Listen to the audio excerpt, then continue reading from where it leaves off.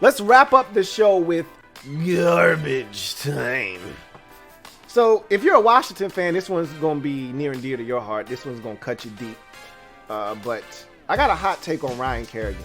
So obviously, for those of you not in the know, Ryan Kerrigan sent out a IG post last night foreshadowing and forecasting what was to come. Now, he already knew he was going to sign with the Philadelphia Eagles. We didn't know. We just knew he wasn't coming back to Washington. There were fans out there that were holding on to hope. And I told them a while ago, like, I don't think he's coming back. But they said, I'll keep holding on.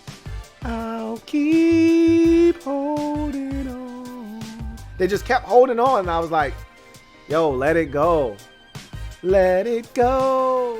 I said, let it go. They wouldn't let it go. Well, Ryan said, hey, y'all got to let me go. So he put out the post last night thanking the Washington fans, as we always see players do when they know they're not going to be back, whether it's retirement or moving on in free agency.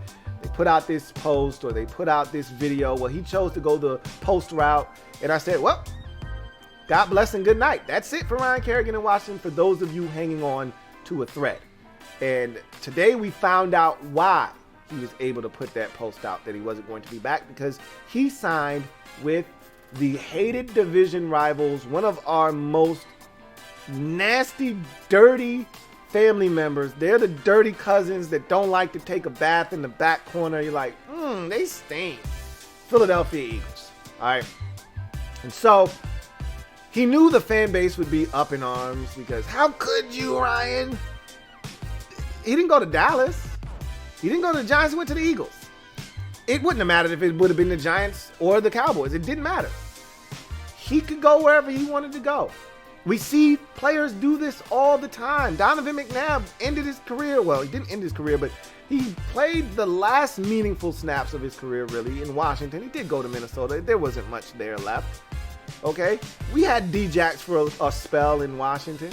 Art Monk finished his career in Philadelphia. Gary Clark played for the Arizona Cardinals after an illustrious career in Washington. All right, Alvin Harper was a big part of Dallas winning 2 Super Bowls. He then took a massive contract to come to Washington. It did not work out for Washington. Or he actually took a big contract to go to, Washington. I said that right. Then it was Tampa Bay, I believe. Or was it backwards? I think it was Tampa Bay he went to. Yeah, it was Tampa Bay, and I think he then came to Washington. It didn't work out for him either way. Bottom line is, I said all of that to say this. It happens all the time. Brian Mitchell, one of the most beloved Washington football team players of the last 2 decades, he was an NFC East hoe. I mean, he got around. Round and around, round and around. He got around. Giants, Eagles, Washington. Only team he didn't play for in the division was Dallas. Still love him all the same. I said all of that to say this. My hot take on Ryan Kerrigan, and this is not as spicy for some of you, because you know what I'm about to say, and I've said it before, okay? But for those of you who were listening with Ryan Kerrigan ears on, take those off, or I'll just burn them off, because my breath is hot. I got dragon breath right now, and I'm ready to spit it at you, because I need you to hear what I'm saying. And, you know, somebody said something. I'm going to go find it right now, because they might be right.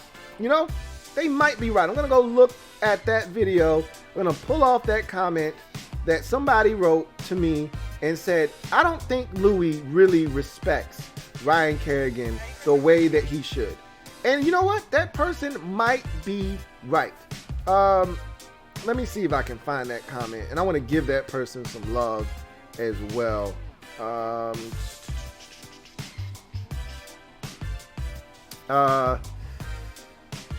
Let's see.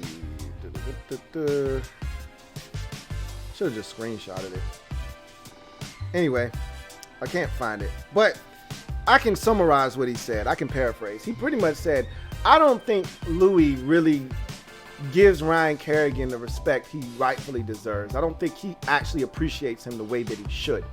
And he went on to talk about his longevity, the amount of sacks he put up. He owns the Washington career sack record and all of this good jazz. And he's probably right.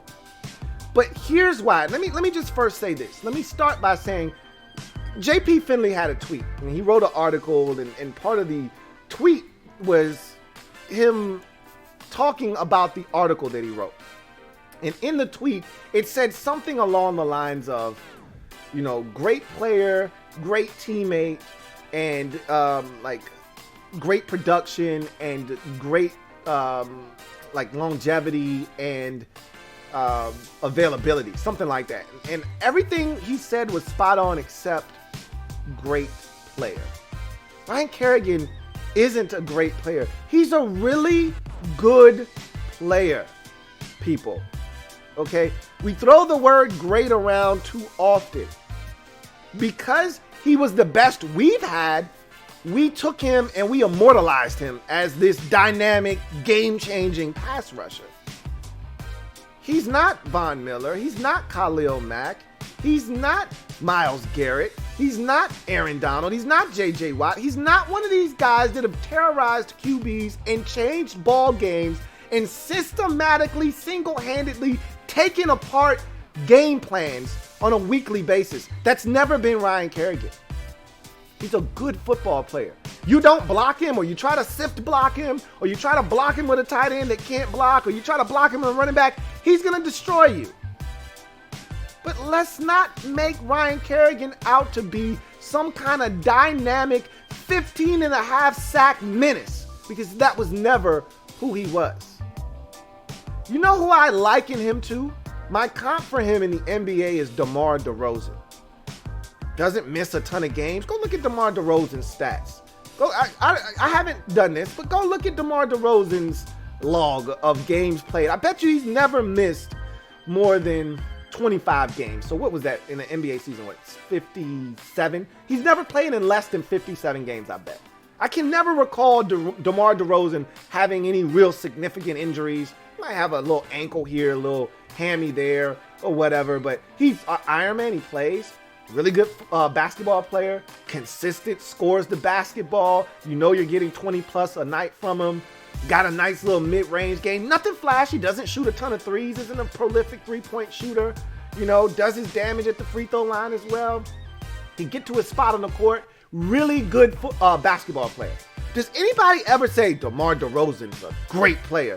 No, you know what they say? Man, DeMar DeRozan's a really good player, man.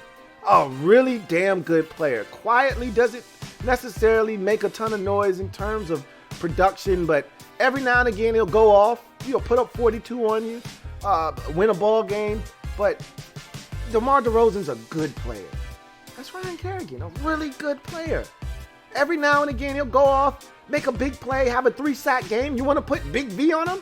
You know, you want to put some backup third-string tackle? He'll kick his ass. Damn right. Kick his ass, Seabass. He'll kick his ass. And he's done that. He was an Eagles terrorizer. Why? Because a lot of times he was getting their third-string tackle and he was kicking their ass. That's the thing I loved about Kerrigan more so than a Rakpo or some of these other guys that were here, is that he did his damage against the NFC East. I can say that. Terrorized the Eagles, destroyed the Cowboys, you know, did some work against the Giants, had the pick 6 against the Giants in his very first game. I'll never forget the forced fumble against Dak Prescott in 2018 that helped us win that game. Preston Smith scoops it at about the 1 or 2 yard line and walks in the end zone. I'll never forget that play by Ryan Kerrigan. And you know what? It was crazy because he was dropping into coverage. What the hell is Ryan Kerrigan doing dropping into coverage? Spying the quarterback on third down like he's going to run down Dak Prescott. But he was spying, and then he green dog. He came late, and he got the sack and forced the fumble, scoop, and score a touchdown. It's an amazing play. But I said all of that to say this. He is a good player. He's not a great player, okay? And I just need you guys to understand that. And here's why I think I never truly gave. And let me give you my reasoning and my rationale. You may not want to hear it, but let me just tell you why I feel the way I do probably about Ryan Kerrigan. And it's not his fault. He doesn't have anything to do with this. It's not his fault. Back in the 2011 draft, Washington traded back 6 picks and allowed the Jacksonville Jaguars to come up to 10 to select Blaine Gabbert. They then selected Ryan Kerrigan at 16. Don't hate the pick. You know who went 1 pick after Washington made their selection? You probably do, but most of you don't. J.J. Watt. And for some reason, I can't get that out of my head that J.J. Watt, and Mike Shanahan had just gotten here the year before. We had just made the switch to a 3-4 defense. Ryan Kerrigan was a 4-3 base defensive end out of Purdue that we were going to stand up and make into a Brian Orakpo opposite. So Orakpo was on one side and he didn't have a guy on the opposite side. You know what would have made that defense way better than Ryan Kerrigan? Standing up in an unnatural position in a 2-point stance, something that he didn't do in college at Purdue. You know what would have made that defense way better? J.J. effing Watt. That's who. And you're making a switch to a base 3-4 defense, which Watt turned into one of the best 3-4 defensive ends we've ever seen in the history of this game.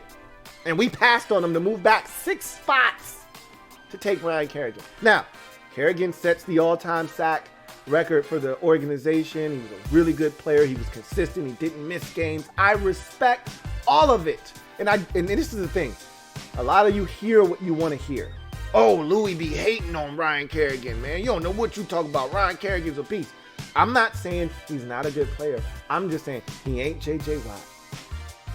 He isn't Khalil Mack. He isn't Von Miller. And then you'll throw out the stat. Well, if you look at the stats since 2015, there's only 3 guys with more sacks than Ryan Kerrigan. That sounds great. That is awesome. When have you ever looked at our defense and said, man, they got to block Ryan Kerrigan, man. If they don't block Kerrigan on 3rd and 7, they in trouble. That was never the case. No offensive coordinator ever stayed up late trying to figure out ways to scheme around Ryan Kerrigan. Didn't happen. Okay? That was never who he was. He was a good football player. You had to account for him, but you didn't have to scheme around him. He wasn't going to wreck your game plan. We traded back and allowed the Texans to draft J.J. Watt 1 pick after we could have had the best defensive player in the game for a stretch there. A future league MVP. We passed on that opportunity to take Ryan Kerrigan. Now, again, Kerrigan was really good. But I can't get that out of my mind. I can't get it out of my brain as much as I try. I always circle back to that draft and say, we could have had J.J. Watt. And I hold that against him. And that's not fair to Ryan Kerrigan. But what I can't deny is that he's not J.J. Watt. He's not Von Miller. Hell, he hasn't even been Justin Houston, who at times could take over games. Aldon Smith at his peak in San Francisco. Chandler Jones. He's never been one of those types of players.